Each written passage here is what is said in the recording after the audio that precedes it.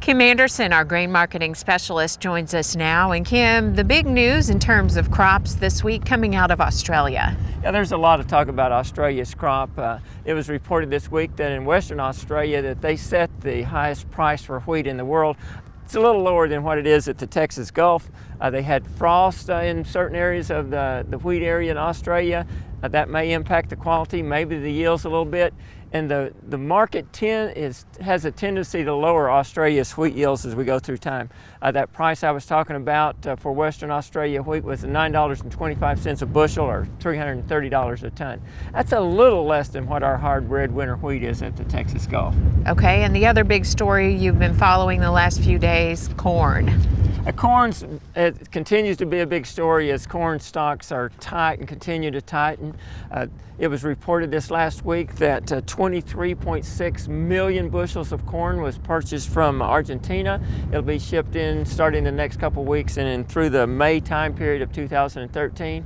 Remember about 6 weeks ago that the companies there in North Carolina had bought 29.5 million bushels of corn from Brazil. So that makes 53.1 million bushels of corn being imported, and USDA is projecting that 75 million tons, about that much, will be imported on corn this year.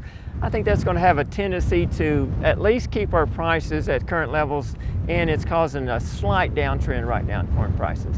Kim, let's talk a little bit more about the world picture in terms of supply.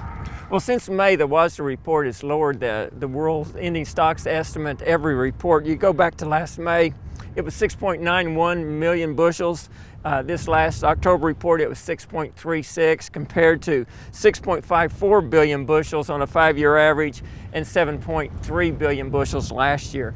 Those tightening stocks are supporting our wheat prices. Okay, speaking of wheat prices, what's the latest there? I think we're going to continue on that sideways pattern with that December contract in Kansas City being between $8.69 and $9.57.